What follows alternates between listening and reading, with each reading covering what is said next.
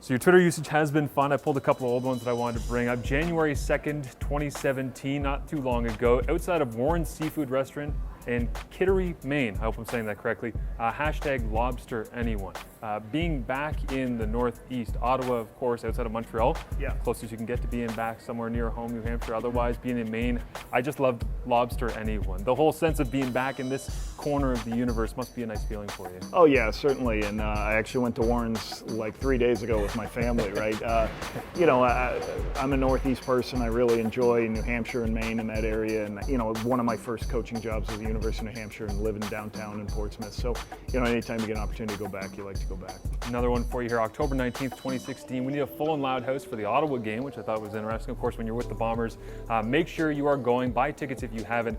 I have a new special play for the game. I love this because I can't remember, Paul, a coach ever saying, hey, I got something for you. Make sure you're in the seats. I love that, though. Yeah, I think that sounds like that's a Bomber one. That sounds like I got somebody at the Bombers, hey, can you tweet out, bring everybody into your people? Because I don't know that I don't really envision myself saying I have a new special play for the game. That's more of a joke, I guess. But would you design a special play to draw people to a game? Because that level of interaction is awesome.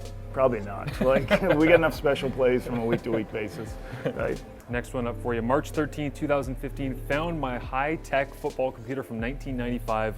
Some interesting things I found in it. The picture that accompanies this, I don't even know what that computer is. Do you remember what that computer is? It's a PowerBook 160. Okay. And obviously I'm in the TSN world because I have a lot of time on my hands that I'm going back and opening it up. But yeah, it would have had all my Rensselaer Polytechnic Institute game plans and all the stuff I did before I went to Canada. Yeah. Next one for you here. August 15, 2016, halfway through the first quarter, Lake of the Woods 14, Bomber Football Office 0. You're on a bye week, a beautiful picture of a lake. Getting away, I think, is an important part of taking on a role like you just have. That's probably something that you've taken from your time being a head coach earlier as well, right? Is that life-work balance? Yeah, I think the first part is coaches work long hours and they're dedicated, and when you're in season, you can't focus on anything but football.